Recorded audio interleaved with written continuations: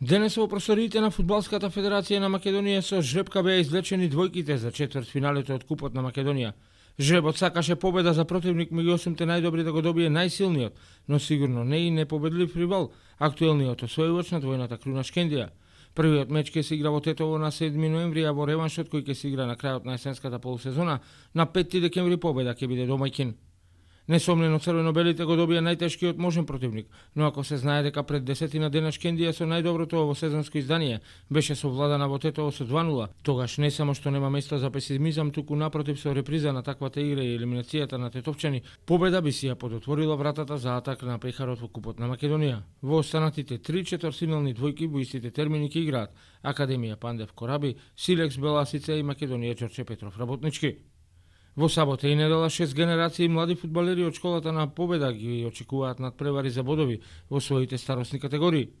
Во Прилеп утре на стадионот со Вештачка Трева во рамките од петото коло во Суперлигата од 10 часот ќе играат кадетите на Победа и Нью Старс, а од 12 свој меч ќе имаат младинците на двата клуба.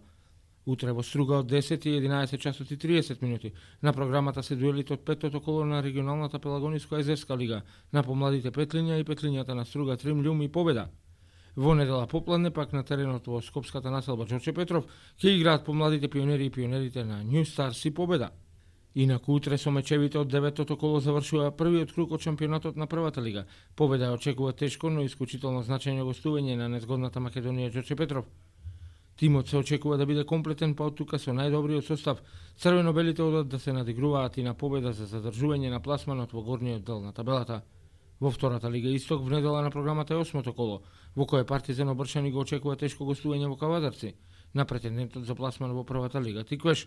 Во третата фудбалска лига Центар ќе се игра петтото коло, во кое Тополчани ја пречекува екипата на Братство, Питугуле е домајки на Големо Коњари, Ново Црнилиште на Тополка, а во соседското дерби Напредок е домајки на Младост Кривогаштани. Бабуна игра против Превалец, а Росоман против Марена. Во квалитетната општинска фудбалска лига на Прилеп недела ќе играат Илинден Пролетар, Кадино Кадица, Динамо Врбјани, Слога Пелагонија, Црвена звезда Обршани, Мукос Тризла и во локалното дерби Юнајтед Прилеп Сити.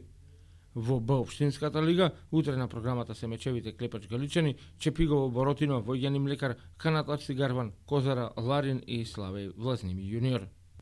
Утре и задутре продолжуваат и шампионатите во двете ракометни суперлигашки конкуренции. Во машката Суперлига од 18 часот и 30 минути ракометарите на Прилеп во четвртото коло во салата на средното училиште Ристе Лисецкиричко ќе го пречекаат тимот на Радовиш кој зад себе има 3 порази, па прилепчани со добра игра се надеваат и очекуваат втора овосезонска победа. Кај дамите пак на програмата е петтото коло, во чии рамки утре од 19:30 ракометарките на Деспина гостуваат во Гевгелија, кај истоимениот домашен тим. Во првите 4 кола двете екипи имаат по една победа над Овчеполе и 3 порази, па се очекува неизвестен меч. Деновиве во Скопје се одржа светското првенство во борење за ветерани, на кое правдата ја делеа и представниците од боречкиот клуб 7 мај Прилеп, Илчо Марковски и Тамара Игнатовска.